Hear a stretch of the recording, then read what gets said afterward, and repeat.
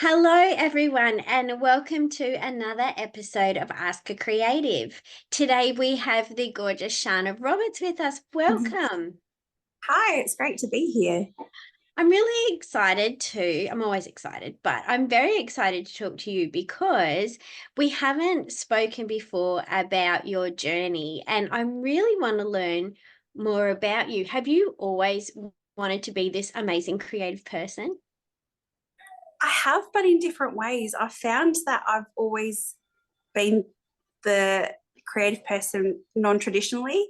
So, not great at singing, dancing. I'm terrible at drawing, but just other little ways. So, I've just found as I've gone through my life that there's different things I've done that has drawn out different creative parts of me I didn't know that were there.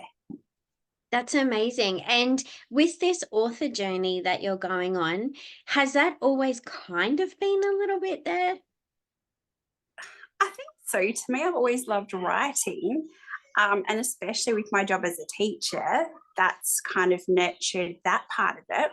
But more so since becoming a mum, I think that's opened up this whole new creative avenue that I haven't really known before and has given me extra material and real life experiences that I thought were really relevant and kind of kick started the journey. There's so many of us who, after we become a mum, decide, you know what, we're actually going to write something, especially picture books. And we were having a conversation about this last week about why is it? I think exactly the point that you brought up, that we have this real world experience. We know what kids like, especially with your background as a teacher. Yeah, yeah.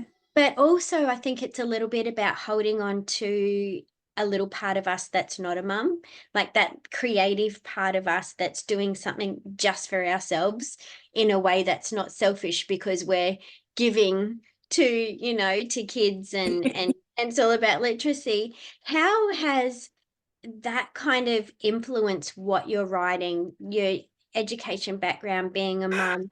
Is that really influencing you now? So, to me, I'm kind of drawing on all my experiences and how I operate and what is important to me as a teacher, what I set up with my students so they feel nurtured, safe at school. All those really important things I've transferred to being a mum, which is kind of what I've used as my springboard to write my books. So, my first Mum I See was a really cool one about the relationship between mother and baby, especially after someone stopped me and said, there was this one special moment where they just noticed how he was looking at me and that moment of love in his eyes. And that kind of gave me the start to write the first book, which means a lot to me. And the second book that I wrote, I guess because my son is at the age where he goes through all the normal toddler things, that there wasn't always readily accessed books around those. And I just wanted to normalize it a little bit and provide, a resource for parents that they could use as a starting point to discuss that it's okay, these normal feelings. Yeah, Yeah. absolutely. And I Yeah. think there's it's such a um personal experience when you have that mum and bub moment, because and I think that's why there's so many different books about it, because everybody's experience of motherhood is different. And Yeah. there's the universal things that bind us, but that we're so different in everything that happens, good and bad, to Mm. becoming a mum. So I love that you wanted to capture that moment of when you just like you're at the other end, and reading your book, it's almost like you've taken a breath and you've gone, okay, this is what it is. Like, that's the gorgeous feeling Yeah. from that. um how do you think, with your experience as a teacher and a mum now, that yeah, are there enough Aussie books out there written by Aussie authors that are for that age group? I think there's always room for more. I think there's never enough Aussie authors. There's so many people I've come into contact with since starting down this journey who are just so creative and so knowledgeable and have such a great way with words to tell different stories. And it's such a cool thing as a teacher, like using those in the classroom and in different roles I've been doing at school. I'm always on the lookout for more. There are so many bright people out there. I know. You try not to compare yourself to all the other amazing people who are doing stuff out there. Oh, and what's your? No, I know you're so busy. What's your favorite or best way to be creative at the moment? Oh my gosh, that's really hard. In the past, because I'm currently not a classroom teacher, I've changed roles a little bit. So I'm trying to weave in creative activities within what I do with students at school. That have a really special meaning to the school community and the culture that we're trying to build. So I think with my job at the moment, that's one of my favourite creative aspects. The other part is just the authoring side, learning about how to do it all, the journey that, you learn as you go. Being a mum, different, it's so cool watching them change and grow every day. And one day they're trying to do something, the next day they've just been working on it and mastering it, and he's actually teaching me more than I feel like I'm teaching him. So I think that's a really important creative relationship for me, because that's helping me grow more as a person. I love that. You're so self-aware, and that really comes across in your writing as well. Do you have any of your books there that you can show us at the moment? Yeah, absolutely. So the first book I wrote, Mama, I See You, has such gorgeous illustrations that really, I think, convey what I was trying to share in my writing. And with that one, I found it really important to have two versions, because I know every mother's different and every feeding journey is different. So I tried to do a bottle feeding edition as well, because that doesn't make a difference to the connection you can build with your child. Yeah, I love that you did that, because with preemie babies, it's very hard to breastfeed. So I love that you did a bottle edition. That's so cool. Yeah. And my other one that is just being released now is called Don't Go, which is about separation anxiety, which is something my son went through a few times that really peaked. And the story is based on interactions I had with him. So it's based on what he and I used to do and how I supported him through his different emotions and feelings.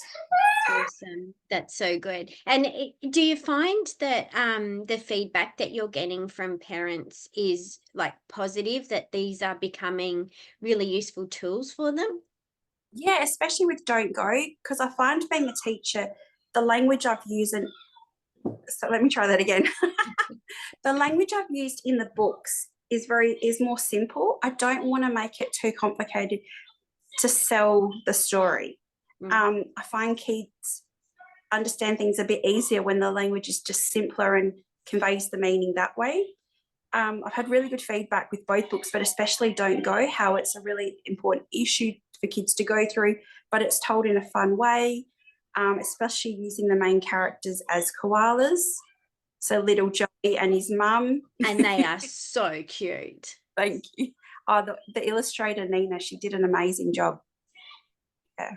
Yeah, I love that. So what's next for you? That's a really good question. I'm not sure. There's so many more ideas I've got, but they're on hold with writing. I just want to kind of establish these, do that really well before I kind of divert and do more. Yeah, that's a great idea. That's a really good idea. But if there's anybody watching who've been really inspired by your journey of wanting to give back and using your experience and being able to create these amazing resources for parents and teachers, what advice would you give them? I would say do it. Find a way to nurture your creativity, whatever it is, because it's so different for everyone. But there are so many opportunities and ways that you can do that. If it's Googling and researching yourself slowly around everything you've got going on, which is what I had to do. so I didn't let it interfere with things I was doing with my son.